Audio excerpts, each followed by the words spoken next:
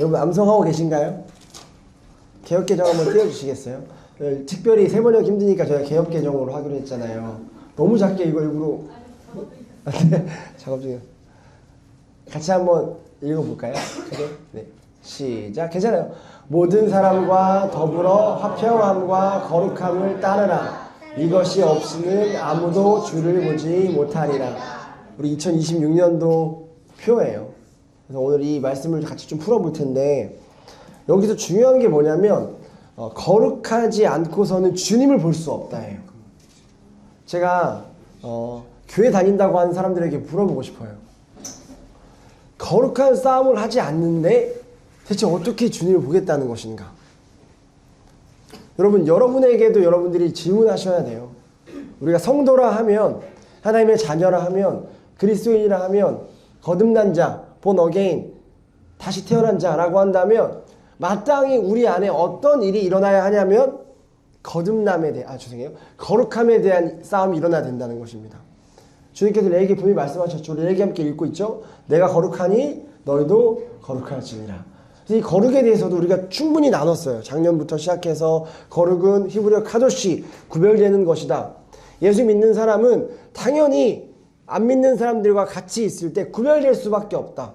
예수의 옛자를 이야기하지 않아도, 밥 먹기 전에 식기도를 하지 않아도 거듭나면 분명하게 그 사람의 정체성과 가치관과 세계관, 신앙관, 말하는 태도, 행동, 양식이 다 바뀔 수밖에 없어요.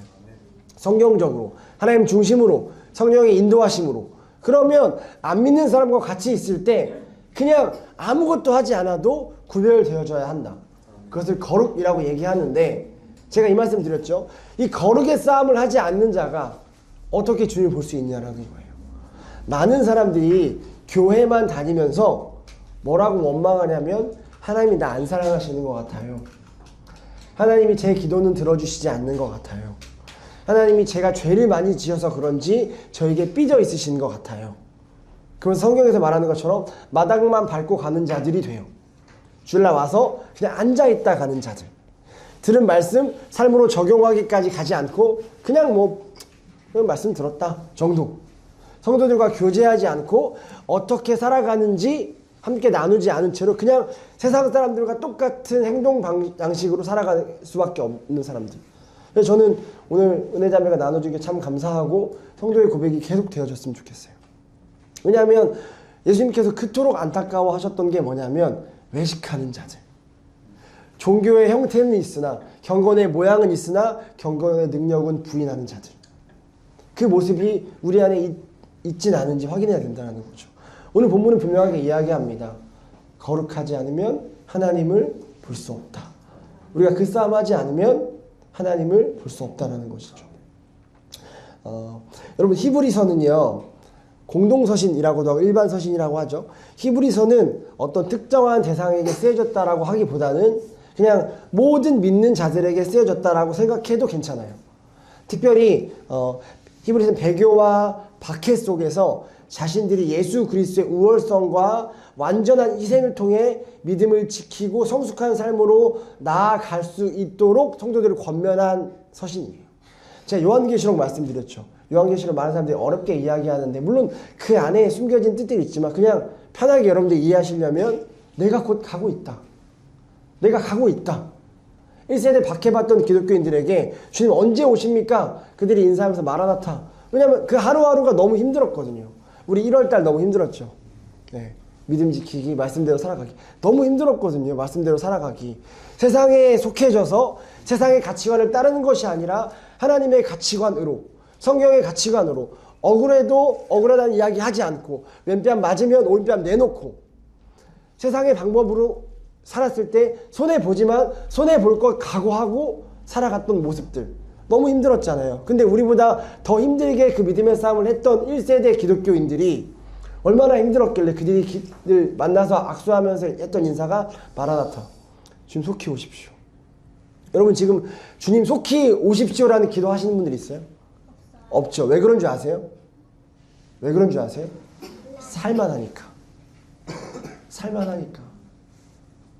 내가 하고 싶은 거 다 할 수 있고 마음껏 먹고 마음껏 누릴 수 있습니다. 이렇게 말하면 지금 힘들게 고통받으시는 분들은 안 살만한데 라고 생각하실 수도 있는데, 그렇죠, 상대적인 거니까. 1세대 기독교인들은 정말 살만하지 않았어요.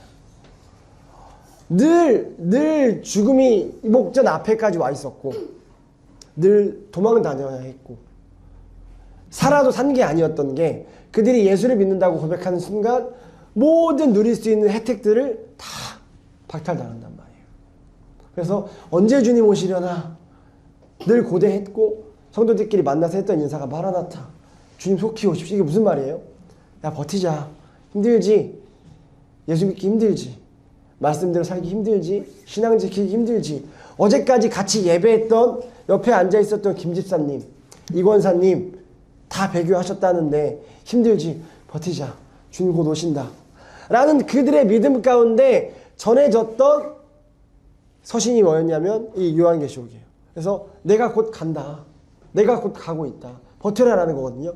근데 비슷해요. 히브리서와 베드로 전후서도 일반 서신으로 고통받는, 박해받는 기독교인들에게, 특별히 많은 사람들이 배교하고 예수를 떠날 때 동일하게 메시지를 던집니다. 견디라는 거예요. 저작의 목적이 뭐냐면 아까 말씀드렸던 것처럼 배교의 유혹을 받는 성도들에게 믿음을 지킬 수 있도록 촉구하는 거예요. 여러분 혹시 배교에 대해서 고민해 본 적 있으세요? 있어요? 그렇구나. 많이 힘든 삶을 사시면 또 배교에 대해서. 근데 우리가 보통 어렸을 때부터 교회를 다녔고 익숙하게 교회를 다녔다면 배교에 대해서는 고민하지 않아요. 왜냐하면 우리가 그 정도로 믿음을 지키기에 힘든 상황은 아니니까. 목숨 내놓고 지켜야 될 정도는 아니니까. 그냥 뭐 교회 좀 빠지면 되고, 와서 그냥 앉아있다가 아까 말씀드렸던 마당만 밟고 가면 되고, 그냥 무늬만 크리스천이면 되는 거지. 뭐 배교까지 할 정도인가. 왜냐면 내가 예수 제대로 안 믿는다고 해서 어떤 위협이 나에게 처하지 않고, 반대로 예수를 믿는다고 해서 생명을 앗아갈 일들이 있는 게 아니니까 배교를 생각하지 않거든요. 근데 제가 이번에 1월 달에 그 힘든 시간들을 지내면서, 제가 배교하겠다는 건 아닌데, 이러면 배교할 수 있겠구나라고 생각해 봤어요. 뭐냐면 예수를 믿음으로 인해서 계속해서 박해가 와서 그 박해가 정말 힘들다면, 이 박해가 온 이유를 아니까, 그 사람들은 예수를 믿음으로 위해서 말씀을 지키려고 끝까지 내가 그 믿음을 지키려고 함으로 인해서 계속 고난을 받는다면, 한번 이렇게 툭 놓고 싶지 않을까, 그런 유혹이 오지 않을까. 그러니까 그런 한번 생각을 해보게 됐습니다. 근데 저뿐만 아니라 여러분들도 참 우리 1월이 쉽지 않았고, 말씀대로 살아가기 위해서, 그리고 성경의 가치관으로 살아가기 위해서 많은 고난과 핍박과 역경과 환난과 낙심과 좌절과, 이게 맞나? 이렇게까지 해야 되는 게 맞나? 어려운 시간들을 보내셨잖아요. 근데 우리도 힘들었지만 이 히브리서 저자가 이들에게 썼던 이유는 정말 극심한 박해와 고통과 실제로 많은 사람들이 배교를 한 상황이었다는 거예요. 그래서 이 은혜 안에서 인내하라고 히브리서가 권면하고 있고, 여러분 특별히 우리가 잘 알고 있는 장이 11장이죠. 히브리서 11장을 뭐라고 얘기하죠? 흔히 믿음장이라고 얘기합니다. 그렇죠? 그래서 세상이 감당치 못하는, 세상이 감당하지 못했던 믿음의 사람들을 쭉 나열해요. 그리고 그들을 통해 사실은 그들의 어떠함이 아니라 하나님이 그들에게 믿음을 부어주셔서 그들이 어떻게 그 시간들을 견뎌냈는지를 이야기합니다. 그러니까 믿음의 선배들을 이야기하고 12장으로 넘어와요. 오늘 본문이 속해져 있는 12장으로 넘어와요. 그리고 1절에서 2절까지 예수님께서 십자가를 참으신 이유. 그러니까 흔히 이러는 거죠. 이렇게 여러분들에게 적용하면 좋을 것 같아요. 우리가 인생이 너무 힘들 때, 내가 예수를 믿음으로 고난 당할 때 주위를 둘러보라는 거예요. 무슨 말이냐면 너만 고통받는 거 아니다. 예수 믿는 사람들에게 있어서 고난은 필수적인 것이다. 왜냐하면 하나님의 자녀로 만들어가는 과정이 고난이라는 시간이기 때문에. 그러나 나의 가는 길을 오직 그가 하시나니 그가 나를 단련하시고 연단하신 후에 내가 정금같이 나오게 되리라. 그 과정을 겪어야 정금이 되어줄 수 있기에, 이 땅에 이미 임한 하나님 나라를 누리고 영원한 생명을 얻을 수 있기에 그냥 마땅히 지나쳐야 되는 과정이 고난인데, 그러니까 너만 고난 겪는 거 아니고 예수 믿는 모든 사람들이 고난을 겪고 있고, 아까 11장에서 보지 않았냐? 이미 너의 신앙의 선배들이 다 그 시간들을 거쳤다라고 이야기하는 거죠. 그리고 3절에서 4절까지 뭐라고 얘기하냐면 그렇기 때문에 죄와 피 흘리기까지 싸우라라고 이야기합니다. 여러분 저는 예수 믿는 사람들에게 이 고백이 한 번쯤은 있어야 된다고 생각해요. 여러분 죄와 피 흘리기까지 싸우십니까? 죄와 피 흘리기까지 싸운다는 건 어떻게 좀 적용해 보면 좋겠냐면 제가 이번 주 많이 묵상을 해봤는데 여러분 한 명이 살아남고 한 명이 죽는 거예요. 그러니까 내가 죽는다면 그 안에 죄가 살아남는 거고 죄가 죽는다면 내가 살아남는다는 거예요. 그러니까 둘이 같이 공존할 수 없다라는 거죠. 근데 우리는 여전히 그렇게 많이 비유하죠. 세상과 하나님 나라에 반반씩 발을 걸치고 어떤 때는 은혜로웠다가 또 어떤 때는 죄스러웠다가. 그 말은 무슨 말이냐면 죄와 피 흘리기까지 싸우지 않는다는 거예요. 물론 우리의 힘으로 할 수 없죠. 그러나 하나님께서 분명히 마지막 때 우리에게 필요로 하시는 것이 무엇인지를 이야기하고 있습니다. 더 나아가 12장 6절에서 11절. 저는 이게 참 귀한데 하나님께서 징계하시는 부분에 대해서 12장 11절에서 6절에서 11절까지 얘기해요. 여러분 징계 좋아하시는 분? 징계가 뭐예요? 징계요? 훈육하고 혼내고 잘못된 것들을 잘못됐다라고 이야기하는 거. 더 나아가 체벌하는 부분들. 좋아할 사람이 없죠. 그렇죠. 우리 자녀들은 특히 엄마 아빠한테 혼날 때 기분 안 좋죠. 학교에서 선생님한테 혼날 때 기분 안 좋죠. 그리고 성도들 목사님한테 혼날 때 별로 기분 안 좋죠. 징계를 좋아하는 사람은 없어요. 근데 여러분 이 헬라어 징계가 파이데이온이라고 하는데 파이데이아가 가지고 있는 의미가 뭔지 아시나요? 아들로 아들답게 만들어 가는 거예요.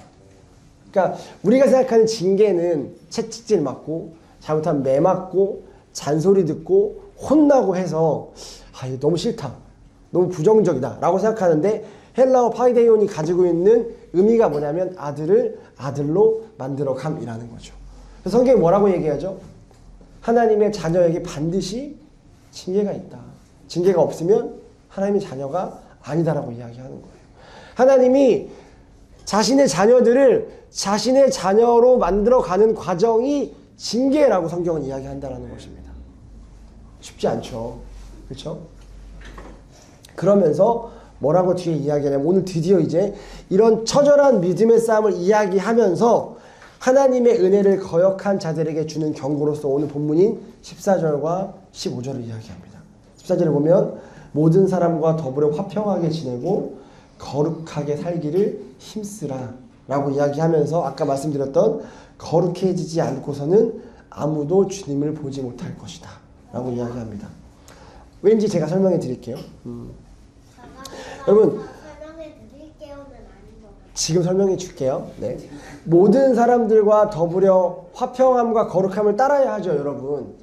이게 우리 오늘 본문에서 이야기하고 있는 부분인데 이것이 없으면 뭐가 없냐면 구원이 없어요. 우리가 보통 이걸 구원과 연관시키지 않아요. 성화와 연관시켜서 거룩함과 화평함은 그냥 수준이 좀 높아지는 거. 그래서 사역자들의 영역 또는 중직자들의 영역이라고 생각해요. 그리고 새신자나 아까 말씀드렸던 대로 그냥 교회 와서 앉아있다 가는 사람들은 거기까지는 난 안 해도 돼. 화평, 거룩, 이거 너무 어려워. 너무 수준 높은 거야. 라고 하고 이거를 멀리 떨어뜨려놔요. 근데 오늘 본문이 뭐라고 얘기하고 있냐면 이것은 구원과 연관이 있음을 이야기해요. 이것이 없이는 구원을 받지 못함으로 주의하라 라고 이야기하는 것이죠. 여러분 여기서 그러니까 우리가 또 봐야 될 게 뭐냐면 모든 사람과 더불어 화평하게 지나지 못하게 하겠구나. 왜냐하면 이것이 구원과 관련이 있기 때문에. 하나님은 우리가 구원받기 원하시죠? 사단은요? 구원에서 떨어지기를 원하죠? 왜요? 근데 왜 떨어지길 원해요?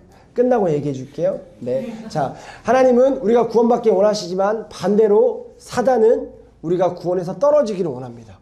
그렇다면 이게 지금 뭐와 관련이 있냐면 우리가 거룩하고 화평해야 하고 더 나아가 모든 사람들과 더불어라는 관계성을 이야기하고 있기 때문에 어떤 방해가 있을 거냐면 당연히 거룩하지 못하게 할 거고 화평하지 못하게 할 거고 더 나아가 모든 사람들과 더불지 못하게 할 거예요. 고립되게 할 거고 외롭게 할 거고 아까 말씀드렸던 것처럼 왜 나만 겪는 고난이냐고 라고 고백하는 거죠. 나만 이렇게 힘들까? 아무와도 교제하지 못하게 만들 거고 더 나아가 우리 저번주 수요일날 성경 공부했었던 것처럼 이웃사랑하지 못하게 할 거예요. 나에게 있는 하나님의 사랑과 은혜를 이웃에게 흘려보내지 못하게 할 거고 더 나아가 상대방들에게 있는 그 은혜를 받지 못하게 만들 거라는 거죠. 그래서 우리 참 힘든 1월을 보냈습니다. 왜냐하면 우리가 이것을 선포했고 거룩하지 않고선 주님을 볼 수 없기 때문에 우리는 주님 보고 싶고 주님 만나고 싶고 이미 이 땅에 임한 하나님 나라를 누리고 싶고 더 나아가 이 땅의 삶이 끝나고 나서도 영원한 생명을 누리고 싶기에 하나님 우리가 거룩함에 힘쓰겠습니다. 구별되게 힘쓰겠습니다. 라고 선포한 순간 어떤 일들이 우리에게 발생했는지 한번 한 달을 돌아보세요. 화평, 제가 늘 말씀드리죠. 헬라어 에이레네, 그쵸? 히브리어 샬롬, 한국말로 번역하면 화평, 평안, 평강, 이것들을 누리지 못하게 했다라는 거예요. 근데 진정한 에이레네와 샬롬은 우리의 환경과 상황과 상관없이 예수가 우리와 함께함으로 인해서 풍랑 가운데서도 폭풍 가운데서도 은혜를 누리는 것이라고 말씀드렸어요. 그러니까 우리 안에 어떤 일이 있었냐면 풍랑과 폭풍과 고난과 관계적인 문제, 건강의 문제, 재정의 문제, 내가 원하는 것들이 마음대로 안 되고 다 아프고 다 전염병 걸리고 이런 일들이 벌어졌었잖아요. 그 안에서 우리가 작년까지 했던 싸움이 뭐였죠? 그 안에서 샬롬을 누리는 것. 힘들지만 어렵지만 아프지만 주님이 나와 함께 하심으로 환경과 상황보다 더 크신 하나님, 문제보다 더 크신 하나님을 바라봄으로 그것들을 뛰어넘는 훈련들을 했잖아요. 작년에. 근데 올해 작년에 했던 것처럼 해보려고 하니까 그래? 이래도 할 수 있어? 라고 하면서 마치 우리를 비웃기라도 하듯 우리의 삶을 더 폭풍 속으로 몰아넣는 경험도 우리가 했단 말이에요. 그리고 거룩하게 싸우자. 거룩에 힘쓰자. 구별되어지자. 우리 예수 믿는 사람들답게 세상에서 살지만 세상의 방법대로 살지 말고 성경의 방식대로 살아가보자. 세상은 어떻게 해서든 더 취하려고 하고 누르고 올라가려고 하고 이기려고 하고 받으려고 하지만 우리는 주려고 하고 지려고 하고 하나의 미랄이 되어서 썩어지려고 하고 우리의 이익을 취하지 말려고 해보자. 작년부터 룻기를 통해서 계속 함께 묵상했고 하나의 미랄. 그래서 인섭 전사님이 그 알까지 나눠주면서 우리 미랄이 되보자 라고 몸부림치니까 그럴 수 없는 상황들. 와, 여기선 더 이상 못 죽겠다. 여기선 더 이상 양보 못하겠다. 더 이상 억울함을 내가 못 견디겠다 하는 상황들로 우리가 몰아갔던 것들을 알 수 있습니다. 근데 여러분 정말 감사한 게 있어요. 오늘 그런 상황 가운데 우리가 처해졌지만 그런 상황 가운데도 힘들었지만 우리에게 어떤 은혜가 있는지 한번 제가 묵상하고 넘어갔으면 좋겠어요. 제가 금요일날 여러분들에게 금요일에 참석한 분들에게 말씀드렸지만 이 14절에서 가장 중요한 단어가 있어요. 금요일날 오신 분들은 얘기하지 마시고 14절에 보시면 모든 사람과 더불어 화평하게 지내고 거룩하게 살기를 힘쓰십시오. 거룩해지지 않고서는 아무도 주님을 뵙지 못할 것입니다. 이 구절 안에 가장 중요한 단어가 뭘까요? 정호 집사님. 그날 안 오셨으니까. 늦게 오셨으니까. 은하도 말해도 돼요. 가장 중요한 단어가 뭘까요? 힌트를 드리면 당연히 우리가 보여지는 거랑 좀 다를 거예요. 헬라어 원문으로 봤을 때 어떤 게 이 한국말로 보면 한국 번역으로 보면 별로 중요하게 안 보여요. 그 단어가. 뭐예요? 뭘까요? 거룩해지지 않고선 아무도 주님을 뵙지 못할. 진짜 중요하죠. 근데 그거는 맞아요. 아까 이렇게 한국 번역으로 봤을 때 진짜 제일 중요한 말씀인 것 같아요. 근데 헬라어 원문으로 보면 이 단어가 되게 중요해요. 더불어. 지금 찾았나요? A에 혹시? 아, 장난입니다. 네. 맞아요. 더불어. 제가 이제 말씀드렸죠. 신앙은 관계적이에요. 관계 중심적이에요. 이 목적어가 더불어로 써져 있거든요. 이게 무슨 말이냐면 나 혼자 각계전투, 혼자 개인의 믿음의 싸움하면서 화평해줘야지, 거룩해져야지가 아니라 이 모든 사람이라는 것은 사실은 사람도 이렇게 안에 넣은 거라서 원문으로 보면 모든 이라고 되어 있거든요. 모든 이와 더불어 화평하게 지내라고 하는 이 모든 이가 누구냐면 첫 번째로 아까 우리 찬양했죠. 하나님께서 한 몸으로 묶어주신 교회 지체들이에요. 그 교회는 에클레시아, 이 건물에 같이 모여서 예배하는 사람들 뿐만이 아니라 예수 그리스도를 주라고 시인한 사람들을 이야기합니다. 그러니까 오늘 이렇게 또 우리 교회에서 매주 같이 예배 드리시지 않는 또 성도님이 오셨죠?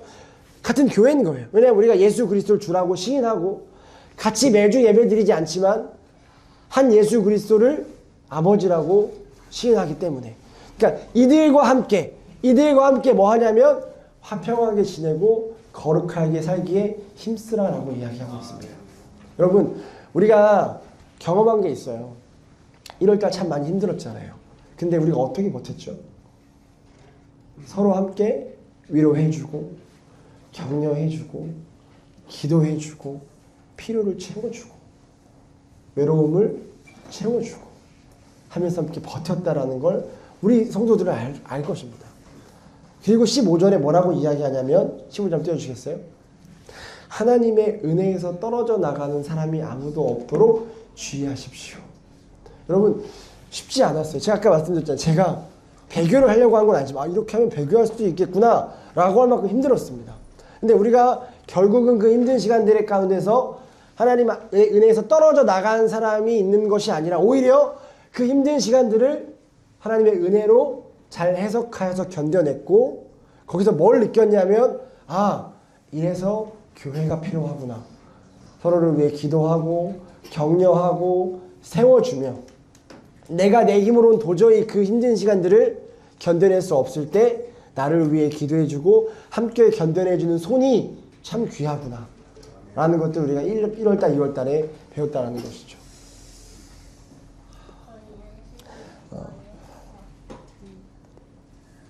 모든 사람과 더불어 화평하게 거룩함을 따르라라고 이야기합니다. 개역개정은요. 우리 세번역은 이야기하지 않지만 이 따르라는 것이 헬라어로 디오케테라고 이야기하는데 흔히 쫓다, 추격하다, 박해하다, 핍박하다라는 능동적이고 적극적인 단어를 쓰고 있습니다. 그러니까 따르라는 게 그냥 뭐 할 수 있는 대로 하고 될 수 있는 대로 해라가 아니라 적극적으로 능동적으로 따르라라고 이야기하는 것이죠. 그러니까 너희는 하나님의 은혜에 이르지 못하는 자가 없도록 뭘 해야 되냐면 하나님의 은혜에 이르지 못하는 자가 없도록 모든 사람과 더불어 화평함과 거룩함을 능동적으로 최선을 다해 힘을 다해 따르라라고 이야기하는 게 오늘 본문인 것입니다. 그러니까 여기서 우리가 캐치해야 될 게 세 가지가 있습니다. 뒤에서부터 가볼게요. 첫 번째, 은혜에서 떨어져 나가는 사람이 없도록 함께 서로 독려하고 기도하고 위로하고 힘이 되어주며, 그리고 뭘 해야 된다고요? 따라야 되는데 어떻게 따르냐면 힘을 다해, 마음을 다해, 너희의 모든 정성을 다해 따르되. 근데 어떻게 해요? 혼자 하는 것이 아니라 함께 거룩과 화평에 힘쓰라 라고 이야기하는 게 오늘 본문입니다. 반주 좀 해주시겠어요? 본절 번역에 빠져있는 헬라어가 하나가 있는데 그게 뭐냐면 에피코폰테스. 이게 뭐냐면 관찰하다, 주의 깊게 살피다, 감독하다, 보살피다라는 의미를 가지고 있습니다. 여러분, 우리 어떻게 신앙생활하고 있습니까? 여러분, 오늘 우리 교회에 예배 안 나오신 성도가 누군지 아세요? 지금 바로 머리에 떠오르세요? 선생님이랑 남일이 삼촌 좋다. 자, 그러면 여러분 다 아시는데 그들이 예배에 못 나왔을 때 여러분 어떻게 행동하시나요? 잘 모르겠는데. 어떻게 행동하시나요, 여러분? 유튜브 반지 감시하고 아니면 자주 연락해요. 맞아요. 오늘 집에 가서 못 나온 이모 삼촌한테 전화 한 번씩 해요. 네, 여러분, 이 시대는요 무한 이기주의. 나만 괜찮으면 되는 사이. 나만 안 아프면 되고, 나만 힘든 일 안 겪으면 되고, 나만 예배 나오면 돼요. 내 옆에 있는 사람이 예배 왜 안 나온지는 그게 중요하지 않아요. 그게 교회 안에서도 일어나고 있는 일들이에요. 근데 오늘 이런 우리의 사회에 이런 이 시대에 성경은 분명하게 이야기합니다. 에피토 폼페스. 무슨 말이냐면 너희가 함께 더불어 화평함과 거룩함을 이뤄야 하는데 과연 하나님께서 한 몸 되게 하신 한 지체인 교회의 성도들을 관찰하며 주의 깊게 살피고 감독하고 보살피고 있냐. 그들의 영혼이 지금 하나님과 어떤지, 어떤 어려움을 겪고 있는지, 어떤 위기 가운데 있는지, 그가 지금 당하고 있는 고통이 얼마나 힘든지 교회가 또는 성도가 함께 그 짐을 짊어지고 있냐 라고 오늘 본문은 이야기하고 있다는 것입니다. 근데 우리 교회가 그거 잘하잖아요. 우리 교회가 장점이 그거거든요. 여러분 그래서 그 힘든 시간들을 잘 견뎌내가고 있어요. 그러니까 2026년 거룩해지지 않고 주님 볼 수 없습니다. 이 표현으로 나아갈 때 여러분 죄송해요. 재수없는 이야기를 해서 여러분 계속 거룩하지 못하게 화평하지 못하게 하나 되지 못하게 방해할 거예요. 누가요? 사단이 우리에게 하나님께서 주신 구원을 뺏어가고자 하는 계속해서 방해할 거예요. 그래서 여러분들 어떻게 방해할 거냐면 여러분이 거룩의 싸움을 할 때 내가 이렇게까지 하는 게 맞나? 라는 마음들이 계속 들 거고 힘든 어려운 상황들을 계속 여러분들에게 줌으로 인해서 여러분들이 그 안에서 진정한 샬롬과 에이레네를 못 누리게 할 건데 여기까지는 괜찮아요. 왜냐하면 아까 말씀드렸죠. 이거 예수 믿는 사람들 다 겪어요. 예수를 믿으면 필수적으로 겪어야 되는 일들이에요. 여러분 지금 다른 교회에서 신앙생활하고 있는 모든 성도들도 제대로 된 거룩의 싸움을 한다면 다 겪고 있는 거예요. 그리고 히브리서 11장에서 이야기합니다. 이미 믿음의 선배들이 다 겪었다. 이건 괜찮아요. 근데 어떤 마지막 힘든 박해가 올 거냐면 여러분 이 힘든 일들이 와도 내가 나눌 수 있고 나를 위해 기도해 줄 수 있는 사람이 있고 위로해 줄 수 있고 밥 사줄 수 있고 나랑 마음 맞는 사람들이 있어서 내가 다 말하지 않아도 내 눈빛만 보면 같이 울어줄 수 있는 성도가 있다면 넉넉히 버틸 수 있다고요. 근데 어떤 방해가 아직 안 왔어요. 우리 2월 달까지는. 근데 충분히 올 수 있죠. 뭐냐면 하나 되지 못하게 하는 거예요. 의심하게 하는 거예요. 불편하게 하는 거예요. 이 자리에 함께 모이는 성도들은. 여러분 잘 생각해 보세요. 가정으로 한번 비유해 볼까요? 가정은 쉬는 곳이 돼야 돼요. 그래서 밖에서 열심히 믿음의 싸움하고 직장에서 돈 벌고 힘들게 집에 들어왔을 때 쉬는 공간이 돼야 돼요. 충전이 돼야 돼요. 그래야 다음날 다시 직장으로 가서 세상으로 나아가서 믿지 않는 사람들과 부딪혀서 믿음의 싸움을 감당할 수 있죠. 근데 집 안에 가정 안에 가족 구성원과 불편하면 어떡해? 남편과 아내가 부모와 자녀가 불편하면 쉬는 게 아니라 거기 와서도 남은 모든 에너지를 싸서 불편함을 계속 감당해야 되고 그 상태에서 다시 세상으로 나아가니 싸울 힘이 없는 거예요. 여러분 가정 교회에 갔다고 말씀드렸어요. 성도는 일주일 내내 6일 동안 세상에서 치열하게 믿음의 싸움을 합니다. 믿지 않는 사람들과 어울려 살면서 우리 저번 주에 나왔던 고백 직장의 상사에게 직장에서 만나는 동료들에게 계속해서 무시당하고 답답하고 힘들어요. 그래서 이렇게까지 신앙생활 해야 되나? 근데 이렇게까지 참아줘야 되나? 진짜 너덜너덜해져서 주일날 이 자리에 온다는 거예요. 근데 여기서 와보니까 제가 개척할 때부터 꿈꿔왔던 교회 제가 계속 여러분들에게 권면했던 교회가 뭐냐면 그렇게 믿음의 싸움하고 여기 와보니까 아 나만 그렇게 사는 게 아니었네. 나와 같이 좁은 길을 가고 나와 같이 믿음의 싸움을 하는 하나님의 사람들이 있구나. 그리고 위로를 얻고 힘을 얻고 충전해서 다시 해보자 하고 월요일날 삶으로 돌아가는 것. 저는 이게 교회의 기능이라고 생각합니다.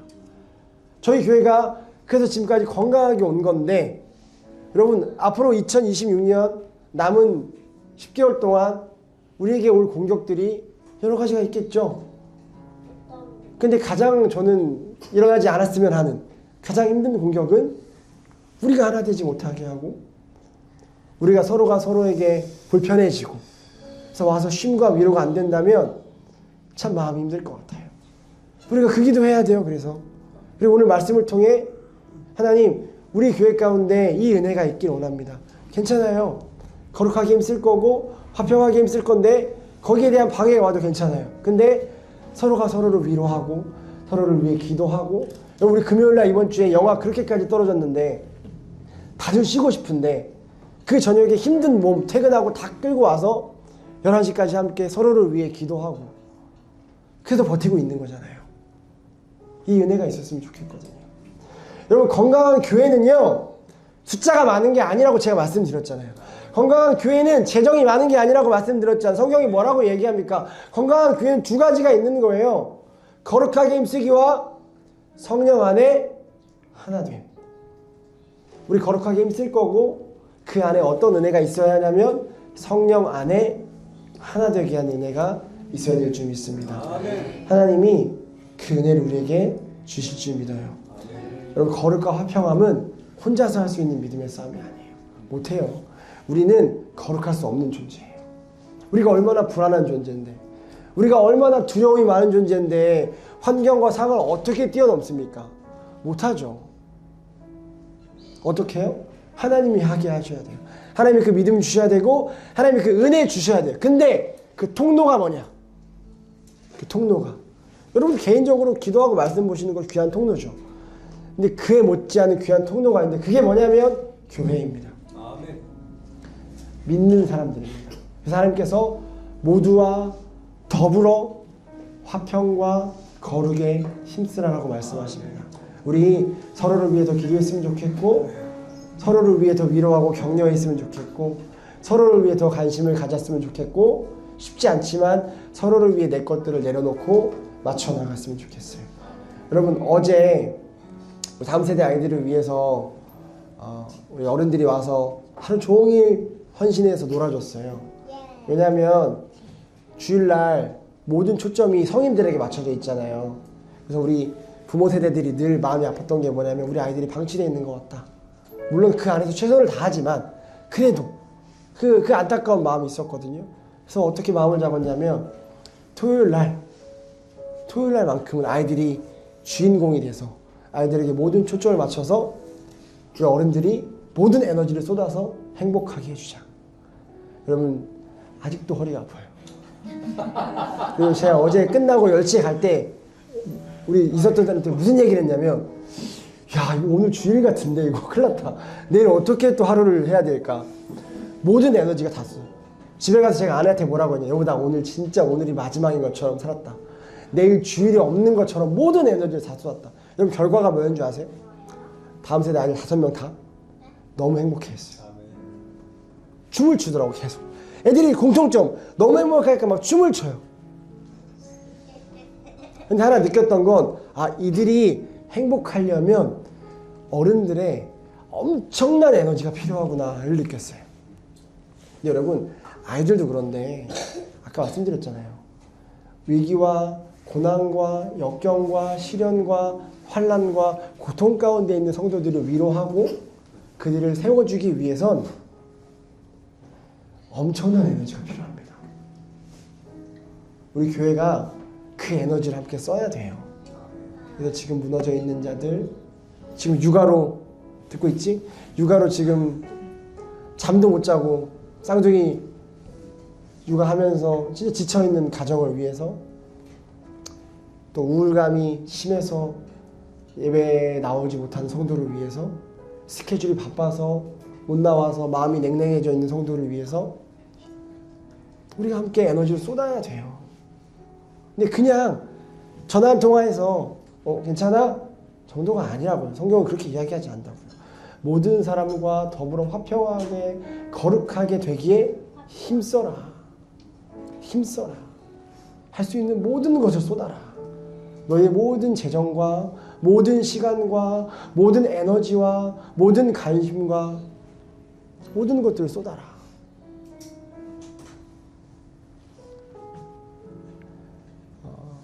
핸드폰을 보도 하루에 몇 시간씩 보세요?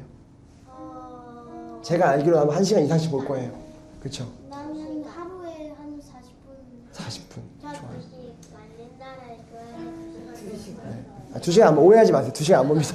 누가 널 2시간을 핸드폰을 보여줘. 네. 시간도 봤었죠. 옛날에. 네. 여러분 우리 핸드폰 1시간 이상 봐요 하루에. 여러분 모두와 더불어 화평화가 거룩하게 힘쓰라고 얘기하는데 여러분 그 모두에게는 얼마나 시간과 마음과 정성을 쏟으십니까? 우리 그 싸움 2026년도에 진지하게 한번 해봤으면 좋겠어요.